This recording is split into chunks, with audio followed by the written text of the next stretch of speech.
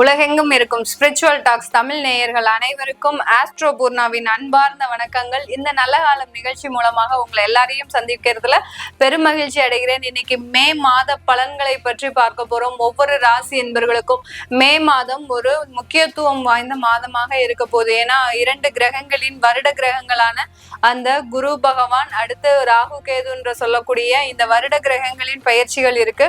அடுத்து மாத கிரகங்களான புதன், சூரியன், சுக்கிரன், இந்த 3 கிரகங்களின் பயிற்சி இருக்கிறதுனால இந்த மே மாதம் ஒரு சிறப்பு வாய்ந்த ஒரு மாதமாக இருக்க போகுது. இந்த மாதத்துல பாத்தீங்கன்னா ஒரு முக்கியமான நிகழ்வாக ஜோதிட ரீதியாகவும் பிரபஞ்ச ரீதியாகவும் அக்னி நட்சத்திரம்னு சொல்லக்கூடிய மே 4ஆம் தேதி அந்த அக்னி நட்சத்திரம் ஆரம்பிக்குது. இது முடிவு பாத்தீங்கன்னா மே 28ஆம் தேதி முடியுது. இந்த நாட்கள்ல யாருமே இடமாற்றம், அதாவது வீடு ஷிஃப்ட் பண்றது ஷிஃப்ட் பண்ணக்கூடாது. அடுத்து பாத்தீங்கன்னா பால் காய்ச்சக்கூடாது. ஒரு வீட்டுல இருந்து இன்னொரு வீட்டுக்கு போறீங்க, ஏற்கனவே அட்வான்ஸ் எல்லாம் கொடுத்து வச்சாச்சு, நாங்க இந்த மே மாசம் லீவு, அதாவது விடுமுறை நாட்களாக இருக்கிறதுனால நாங்க இந்த மாதத்தை தேர்ந்தெடுத்திருக்கிறோம் அப்படின்ற மாதிரியாக நிறைய பேர் இருப்பாங்க. இந்த மாதத்துல அந்த சடங்குகள், அதாவது சுப நிகழ்ச்சிகள் இந்த மாதத்துல இந்த நாட்கள்ல பண்ணக்கூடாது. மே 4ஆம் தேதியிலிருந்து மே 28ஆம் தேதி வரைக்கும் இருக்கக்கூடிய இந்த அக்னி நட்சத்திர காலகட்டங்களில் எந்த விதமான சுப நிகழ்ச்சிகள், திருமணங்கள், அடுத்து பாத்தீங்கன்னா வாஸ்துகள், அடுத்து வாஸ்து பூஜைகள், அடுத்து பாத்தீங்கன்னா அவங்களுக்கு அந்த வீடு கிரகப்பிரவேசம் பண்றது, பால் காய்ச்சறது, வாடகைக்கு வீடுக்கு போகும்போது பால் காய்ச்சறது, இந்த மாதிரியான சுப நிகழ்ச்சிகள் எதுவும் செய்யக்கூடாத ஒரு மாதமாக இருக்கும். அதனால இந்த மாதத்துல கிரகங்களின் பெயர்ச்சிகள் இருந்தாலும் இந்த மாதத்துல நம்ம சற்று ஒரு கவனிக்க வேண்டிய ஒரு மாதமாக இருக்கும். ரொம்ப உன்னிப்பாக, அதாவது ரொம்ப கவனத்தோட இருக்கக்கூடிய ஒரு மாதத்துல இந்த மே மாதம், இந்த 2025 இருக்க போது. இப்ப நம்ம ஒவ்வொரு ராசி அன்பர்களுக்கும் உண்டான பலன்களை பற்றி பார்க்க போறோம்.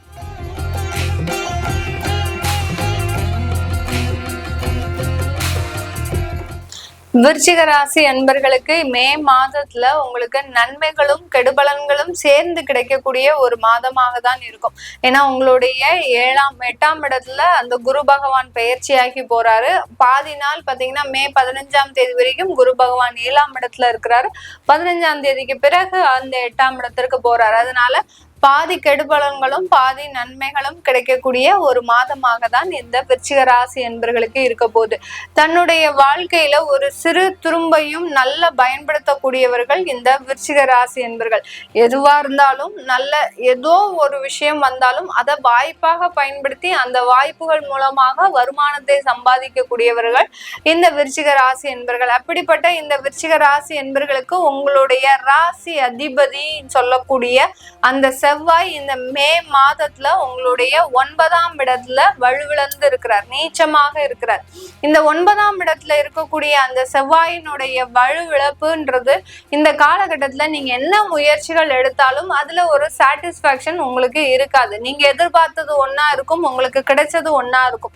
அதே சமயத்துல உங்களுடைய 6ஆம் இடத்துல சூரியன் உச்சமா இருக்கிறார். இந்த மாதத்துல ஒரு உச்சமான ஒரு கிரகம் இந்த மாதத்துல இருக்கு, நீச்சமான ஒரு கிரகம் ஒரு மாதத்துல இருக்கு. அதனால உச்சமும் நீச்சமும் இருக்கக்கூடிய இந்த மாதத்துல இந்த விருச்சிக ராசி என்பர்களுக்கு உங்களுடைய வேலையின் மூலமாக அதிகப்படியான ஒரு வருமானங்கள், அதிகப்படியான ஒரு மாற்றங்கள், யார் யாரெல்லாம் அரசாங்க துறையில இருக்கிறீங்களோ அவர்களுக்கு தேவையான இடமாற்றங்கள் இந்த காலகட்டத்துல கிடைக்கக்கூடிய ஒரு நேரமாக இருக்கும்.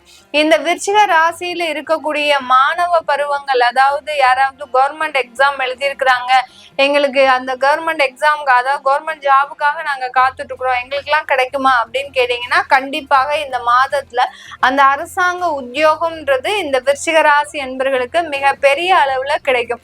அதுல அந்த செவ்வாய் நீச்சமா இருக்கிறது என்னது, நீங்க எதிர்பார்த்தது ஒன்னா இருக்கும், ஆனா உங்களுக்கு கிடைச்சது வேற ஒன்றா இருக்கும். இதுதான் இந்த இடத்துல இருக்கக்கூடிய கிரகங்கள் செய்யக்கூடிய ஒரு வேலையா இருக்கும். இதனால இந்த விருச்சிக ராசி என்பர்கள் இந்த காலகட்டத்துல பெரிய எதிர்பார்ப்புகள் எதுவும் வச்சுக்காதீங்க.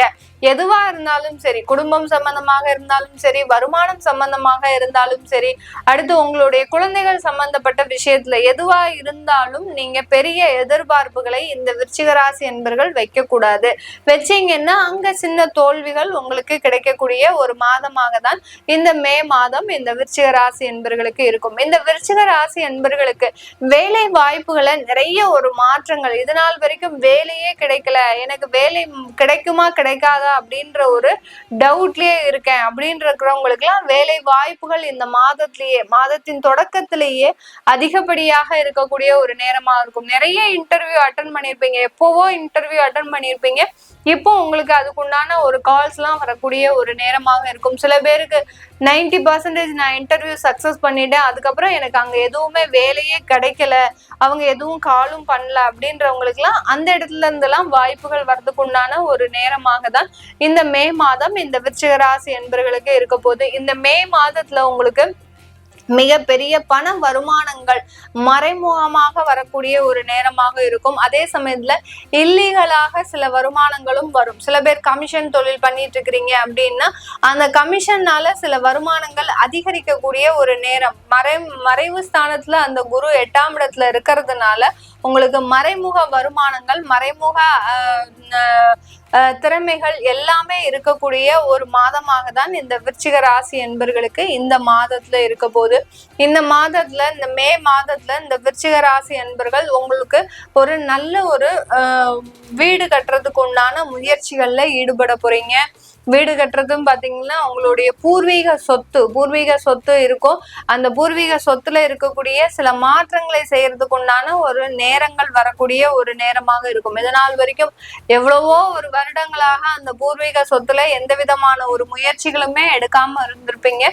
இந்த மாதத்துல இருந்து அதற்குண்டான முயற்சிகளை எடுத்து அந்த பூர்வீக சொத்துக்களை ரெனோவேட் செய்யறதுக்கு உண்டான ஒரு நேரம் தொடங்கக்கூடிய ஒரு மாதமாக தான் இந்த விருச்சிக ராசி என்பர்களுக்கு இருக்க போது.